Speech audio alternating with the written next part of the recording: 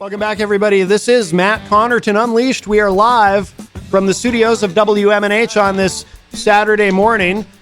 You might be hearing Amnesia by John Pousette-Dart, and we have him, I believe, on the phone with us. John, is that you? Hey, man, how are you doing? Good. Welcome to the show. It's great to speak with you. I kind of went down the rabbit hole last night with your music. Obviously, I've always been aware of you, but it's been a long time since I listened to any of your, first of all, since any Pousette-Dart band. So that was fun, right. Kind of going back and listening to a lot of that stuff. And I also listened to some of your more recent solo material. And I have to say, I really love a lot of what you're doing. And I'm excited that you're coming to Manchester on the 13th to play at the Rex Theater. Yeah, well, the Rex is a really nice room. We love coming back there. Have you played there quite a bit over the years? We have played, yes, we have, and it's kind of, it's gone through a couple of changes, and they've really fixed it up nice now, and it's just a really, really great listening room. I mean, people really, and the audiences are really good, and the whole staff who run it are really great folks. So it's excellent. We love coming there. Outstanding. Now, are you doing? How big of a tour is this? Are you doing quite a few dates?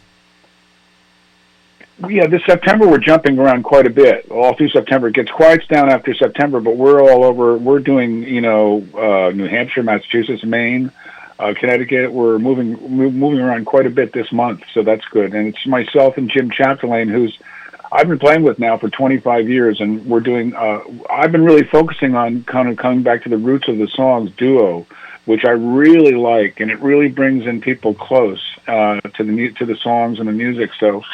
We're really enjoying working, in this very kind of intimate environment. So it's really great. And Jim and I have been playing together for a long time. So we're very tight. It's like he's a brother, Excellent. Now, Jim was not a member of Pousette-Dart band, correct? Not the original band, no. Okay. But he's been a member of the band for 25 years because the original band broke up quite a ways back. But Jim and I have been playing together now for over 25 years, and in the band when we were working with the band. But these days, we've been, as I mentioned, we're focusing more on just doing. I've been focusing on the acoustic aspect of it, just because I really enjoy it. And but Jim is well known. I mean, I don't know if you remember NRBQ but he plays with Al Anderson, who's like one of my favorite guitar players and songwriters. Oh, and so we've known each other for a long, long time, and he's just great. So now on this tour, is it just the two of you? Or you're just doing it as a duo? Yeah. Okay. Now you said so you prefer that. Is he playing with you the entire set? Yeah. We do a duo. The whole show is duo. Oh, very good. So and allows me to kind of really open up and carry down the root of the songs, and we trade off. It's like it's very seamless how it's kind of worked out together. But it's just got a nice feel, and it brings the songs right to the root of where they are. So it's very you really get the core of what it brings, and it also I find having done both, I enjoy the band. But when you're playing with the band, it kind of pushes it. It puts the audience a little further away from you. Whereas when you're acoustic in this setting, it really allows an intimacy. It allows the audience to come up, really kind of get in close and bring the songs up in a very kind of warm way. So I really enjoy it. Do you ever play with a full band at this point, or do you always do? I mean, since Pousette-Dart band broke up, how long was that band together? Not that long, right? Well, we were together in the 70s and into the early 80s, and then the industry really kind of took a big shift at that point, and that's when we left Capitol, and we did a long tour, and then disbanded after this very long tour across the country, and the whole nature of radio and record really went through a shift. It was kind of during the period when the disco and techno stuff really hit the country. Yep. And when we were with Capitol at that point, there was a band called The Knack that turned in my Sharona, and the labels really just changed their whole emphasis and direction. And so a lot of rosters really shifted around that period of time. And so it was kind of the end of an era.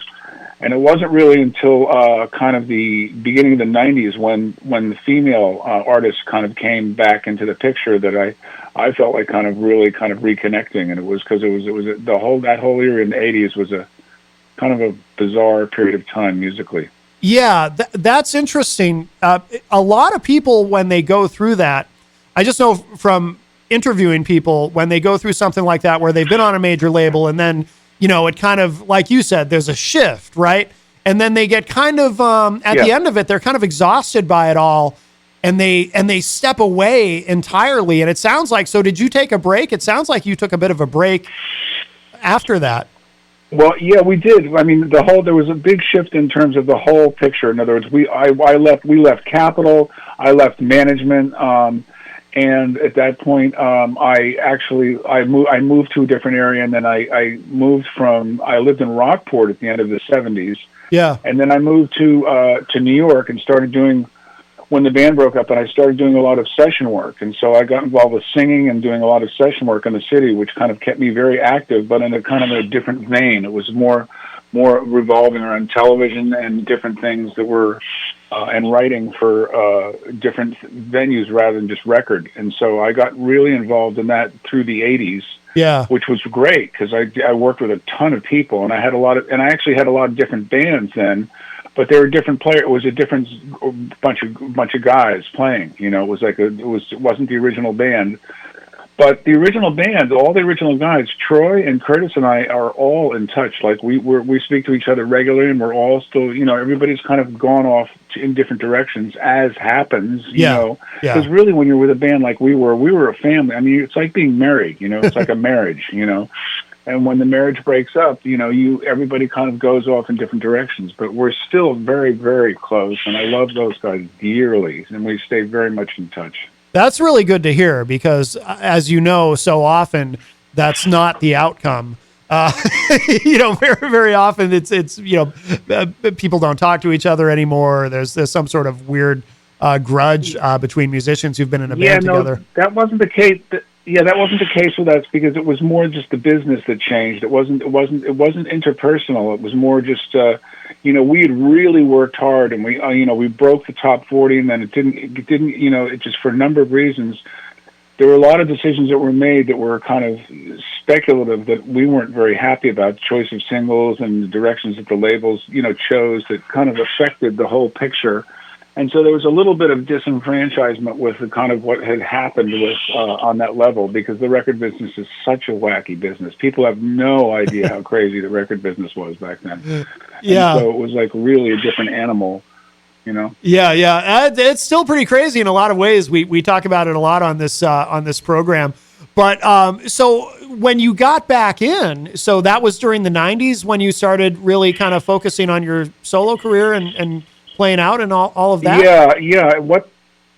Yes. What happened is I was actually in New York, and we were playing the Lone Star with the New York band. I was playing with John McCurry and Chris Bishop and some really great session players. John McCurry is one of my favorite guitar players in New York, and he's been with Julian Lennon, Billy Joel, Paul. I mean, he's played with everybody, and he's and Cyndi Lauper. He did all of her early stuff, and he's a really good old friend. And he joined the band for a while, and we were very close. And I was playing the Lone Star. I was doing the Lone Star actually one night with the old Lone Star on 13th and 5th, which is a great room. And they run an ad, and there was a record guy in Nashville at that time with us. At that time, there was a label called Asylum, and he was with Asylum Nashville, and he saw the ad, and he called me up in New York and said, "What are you doing in New York?" And he said, "Why don't you come down to Nashville?" And that's where we originally recorded the early records, all in Nashville. Oh. And he said, "Why don't you come down and I'll set you up with a whole bunch of great writers, and we'll let's see what we can put together." And so he basically contacted me out of the blue and set me up with all of the most wonderful writers in Nashville. And so I went down there and wrote for 2 weeks, and then recorded all that material. And that kind of brought me back into the Nashville fold. Mm-hmm. And so then I started working on solo things from there on. And that's where my original solos, a lot of the first solo things started getting off the ground. Yeah. And it was so it went full circle because we actually did our first records there in the early 70s at the old Quad, which was a notorious. That's where Drift Away by Dobie Gray was cut. and all of the kind of legendary stuff from that era was cut down at the old Quad on Grand Avenue in Nashville. So you So we probably went back there. So you probably didn't have any trepidation, right? Because I know a lot of people, when they go to Nashville, people we've had on the show, they'll talk about how scary it is because that's like, that's high pressure, right? Sitting around writing songs with people in Nashville, Tennessee, but you had already recorded there with the band and everything. So for you, I assume it was pretty comfortable. Yeah, well, we were very fortunate in that was the first place we went. When we first signed with Capitol, they sent us to Nashville with Norbert Putnam, and Norbert Putnam and David Briggs and Kenny Buttry, who we did the first records with, were the last Elvis Presley band. Oh, wow. So they were with Presley, so we were working with the Presley crew. Wow. Which was really amazing as a green kid to be in the studio with those guys because they were just phenomenal. Yeah. And so I was very lucky to bump into like some of the most veteran players at the very beginning.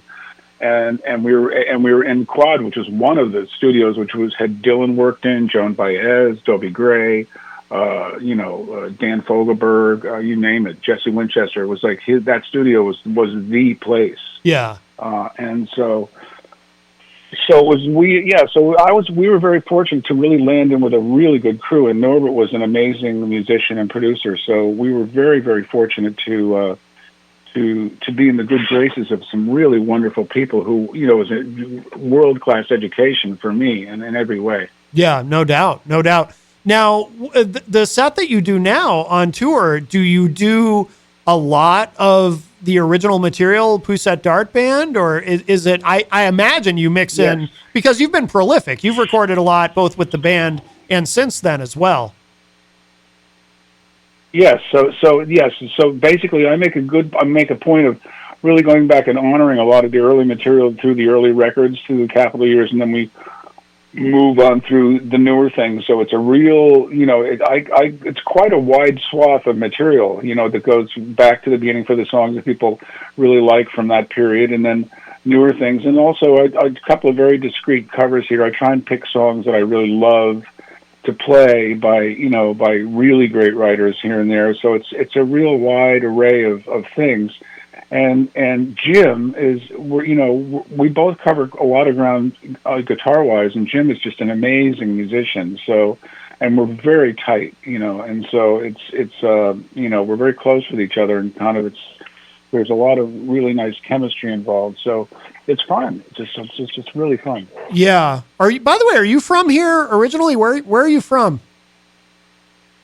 I'm actually from New York. I was born in New York and raised in New York, and I went to Boston when I first met. The reason how I wound up in Boston is my grandparents lived in Nantucket. Oh. And I used to go up there a bit, and when in the late 50s and early 60s, and one night I had a friend who got me to sit down and do an audition in front of John Hammond, who was playing the Chicken Box, a club out in Nantucket. And John asked me to stay on and play with him for 3 nights. And so I opened for John Hammond at the Chicken Box. And one night, Don Law, who was a promoter in Boston, very familiar, was there because he and John Hammond's father, Don Law's father and John Hammond's father were both talent scouts who had founded all kinds of, were legendary in the music business. Yeah. And Don saw the show and said, "What are you doing? Why don't you come to Boston?" And I went to Boston, and he started managing me, and that's how the band started. That's a hell of a great start, I'll tell you. That's fantastic. That's an amazing start. And then, did you get signed to Capitol pretty quickly? We actually did a lot of road work. Don really threw us out on the road, and I asked John Troy from California. I went to University of the Pacific in California. I asked him to come out and play bass, and he started playing bass as a duo. And then we found John Curtis through an ad in a music store, and we started playing trio. And Don really put us out on the college circuit, really in a huge amount of work. We started doing the NEC conferences and everywhere. We played all the colleges in New England. Yeah. And he really turned us into like a real road outfit really fast. He just had us on the road endlessly. And we got a reputation through just really hard work before we were ever signed. And then, we had a strong reputation going from road work. And then we started seeking out labels, and towards the early mid '70s, and then we went through the same thing that probably all bands went through. We were rejected by all kinds of people, one after another. It's it's a game of rejection with trying to find labels, and then finally there was a legendary record man named Al Corey, who was then the head of Capitol, and he was actually an old Boston guy, and he wanted to come to Boston, and he came to Boston, saw us, and signed us, and so we signed with Capitol. And then the rest was, a couple of weeks later, Dawn and I were out at the Brown Derby in Hollywood and Vine, and they were setting us up to go and start recording in Nashville with Norbert. Oh wow, that's fantastic. That's a great start. How many records did you do for Capitol? We did 4. There was an option on 5, and then the whole kind of industry. When at that time when we were making those records, we were really spending a lot of time and really putting a lot of effort into the records, and we were spending the budgets were really high. We used to make some pretty expensive records considering what was going on at that time. And what happened is the whole industry was very decadent at that point. That was when Fleetwood Mac turned in Tusk, and that was like during that era, and so the industry was really wild and crazy at that point. And then as I mentioned, they signed the Knack, and the Knack turned in My Sharona for $10,000, and all the labels went, "Oh man, we're changing gears now," and they realized that they could get everybody to do these records for nothing. Yeah, and so they just clean sweep. All Warner and Capitol and a lot of labels just did a clean sweep of their rosters and just kind of started all over again. So it was like a real rude awakening in a lot of ways at that period of time. And then also Saturday Night Fever came in from the Bee Gees, and the whole scene just kind of went flipped like a 180 degree in terms of what was going on in terms of record and radio. Yeah. So it was a very eye-opening period of time to go through. That's for sure. Yeah, but you had a great start, and of course that built the foundation for everything that you've been able to do since. And I said, very much so. Yeah. And I really like a lot of the new material that you're doing as well. We should remind people, of course, you're going to be at the Rex Theater on September 13th, and of course, for anyone who's never been there, it is a fantastic place. And this is just you, correct? There's no opener. It's just you and your partner. And the last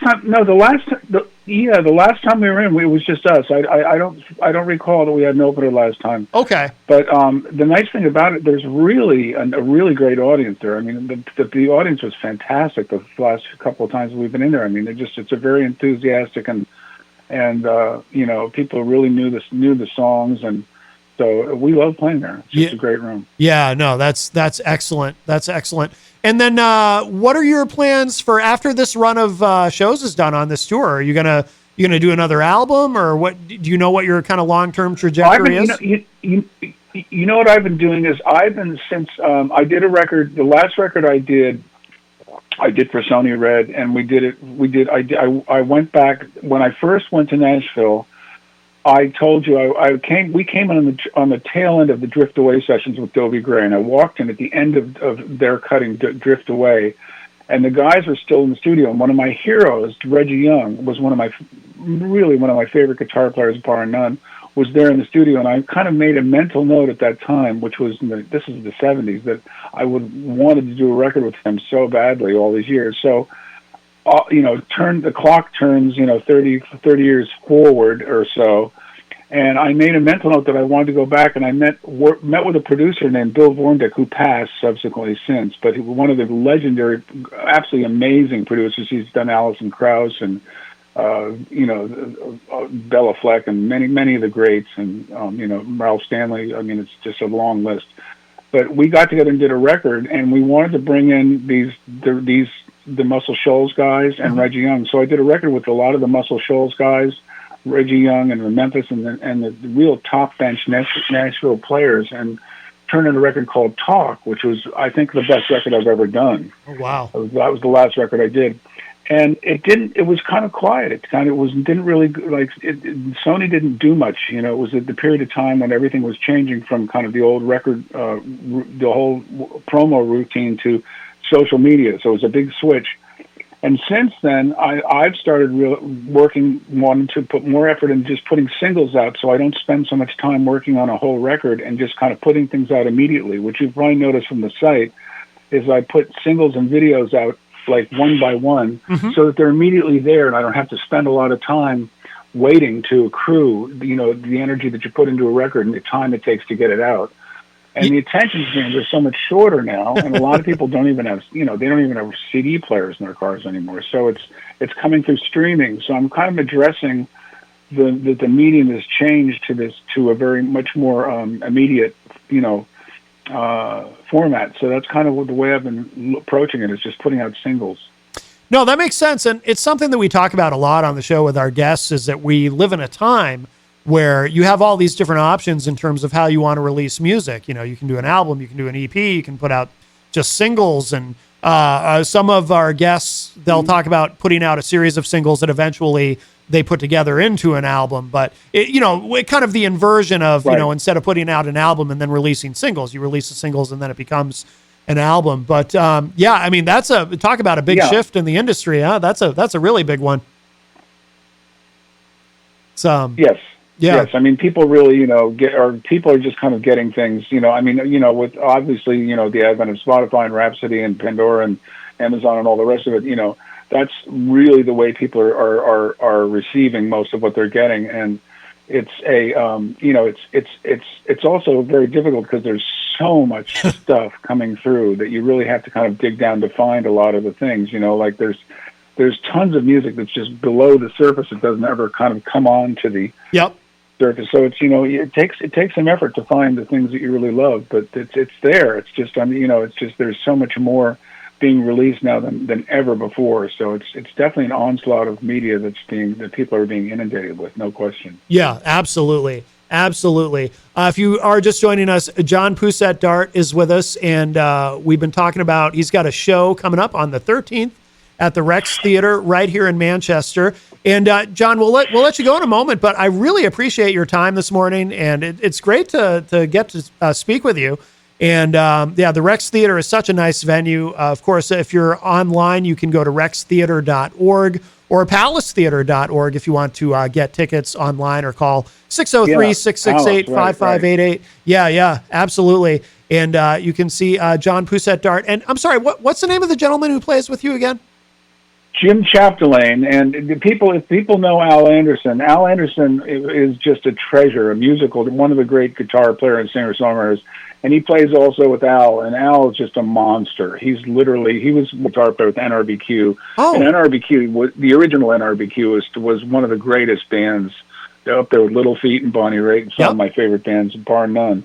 The original band. It's changed now, but Al was one of the original members, and he works with Al and myself, and so he's also, we have a lot of similar friends in Nashville and spread around. So he's just a wonderful musician, Jim Chapdelaine. Okay, very cool, very cool. All right, well, John, we will let you go, but thank you so much. It is wonderful to speak with you today. Have a great show on Friday. I wish I could be there, but I'm actually on the air Friday nights, but I know it's going to be great, and we'll keep plugging it here and spreading the word. And thank you so much for joining us today. Matt, it's wonderful talking to you, and thank you for having me. I greatly appreciate it. Thank you so much. Anytime. All right, thanks, John. Take care. Take care. Bye-bye. All right, that was John Pousette-Dart, and we're going to play, to close out our conversation, I'm going to play this track, Amnesia. This is one of the hits from back in the days of the John the Pousette-Dart band.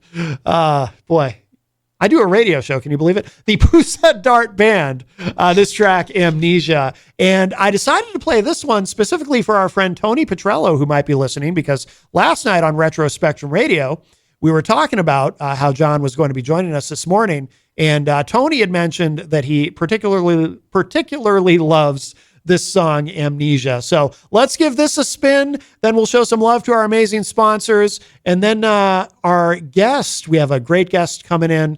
And plus, we'll remind you about that show and the art show that Jenny is featured in as well. We'll talk about all of it. But here it is. This is Amnesia. This is from the Pousette-Dart band, John Pousette-Dart.